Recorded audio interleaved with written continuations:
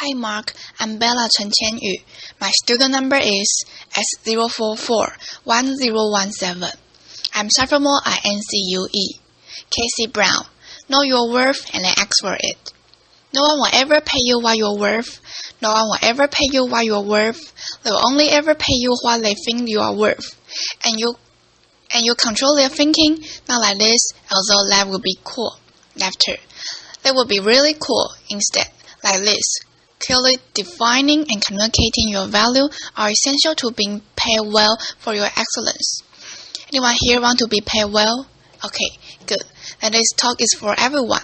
It's got universal applicability.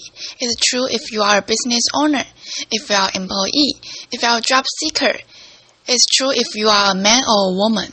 Now, I approach this today through the lens of the woman's business owner because in my work I've observed that women underprice more so than men. The gender wage gap is well-traveled narrative in this country. According to the Bureau of Labor Statistics, a woman employee earns just 83 cents for every dollar a man earns. What may surprise you is that this trend continues ever into the entrepreneur's spheres. A woman business owner earns just 80% for every dollar a man earns. In my work, I've often heard women express that they are uncomfortable communicating their value, especially early on in business ownerships. They say things like, I don't like to toot my own horn. I'd rather let the work speak for itself. I don't like to sing my own praises. I hear every different narratives in working with male business owners. I think these differences is costing women 20% on their dollars. I'd like to tell you the story of a consulting firm that helps their clients dramatically improve their profitability. The company is my company. After my first years in business, I saw the profit increase that my clients are realizing in working with me, and I realized that I need to reevaluate my pricing. I was really underpriced relative to the value I was delivering. It is hard for me to admit to you because I'm a price consultant. Laughter. It's what I do. I help companies price for value, but nonetheless, it is what I saw, and so I sat down to evaluate my pricing, evaluate my value, and I did that by asking key value questions. What are my clients' needs to, and how do I meet them? What is my unique skill set that makes me better qualified to serve my clients? So, what do I do to no one else does? What problems do I solve for clients? What value do I add? I answer these questions and define the value that my clients get from working with me. Calculating their return on investment, and what I saw was that I need to double my price, double it. Now, I confess to you, this terrifying me. I'm supposed to be the expert in this, but I'm not cured. I knew the value was there. I was convinced the value was there, and I was still scared out of my wits. What if nobody will pay me that?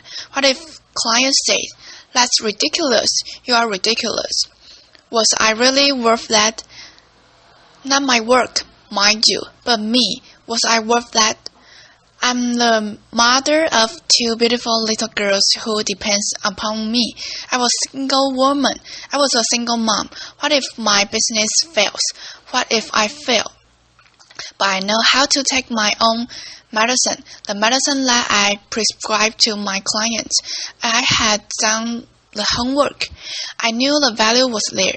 So when prospect came, I prepared the proposal with the new higher pricing and send them out and communicating the value.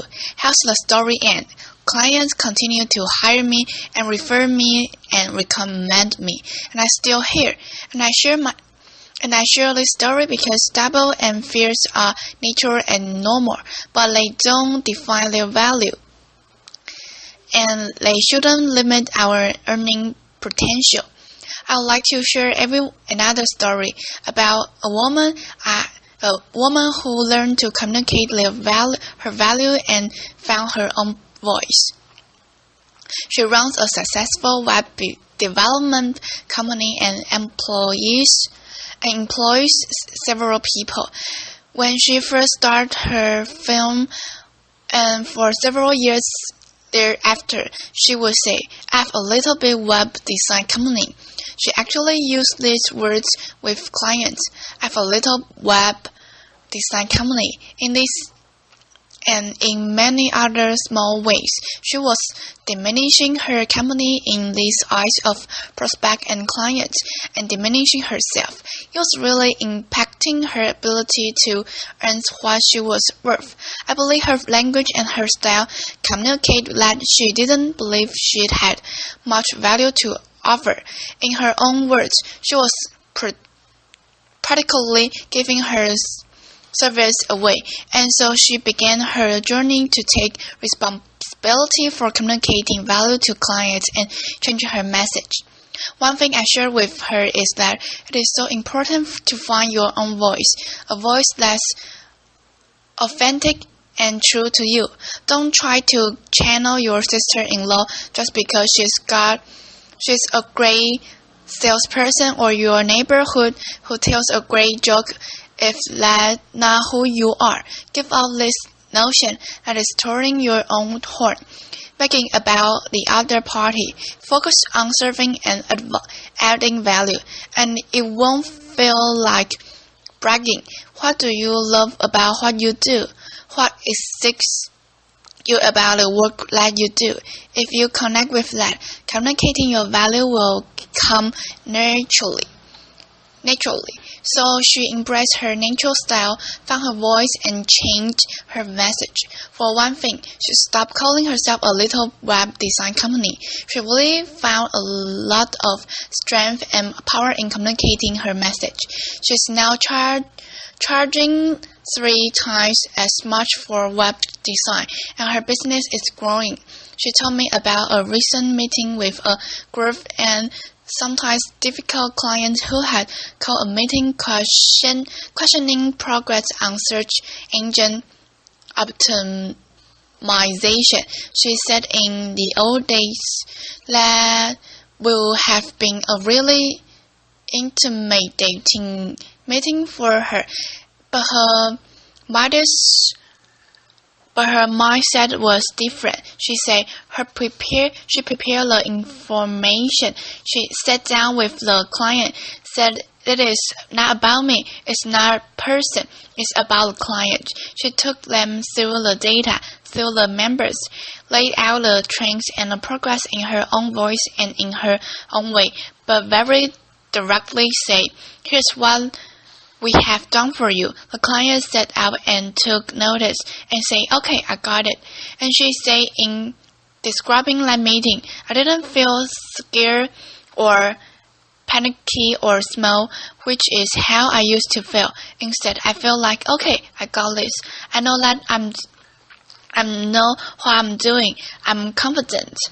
Being properly valued is so important. You can hear in this story that the implications range far beyond this finance into the realm of self-respect and self-confidence. Today I have 2 stories, one about defining your value and the other about communicating your value.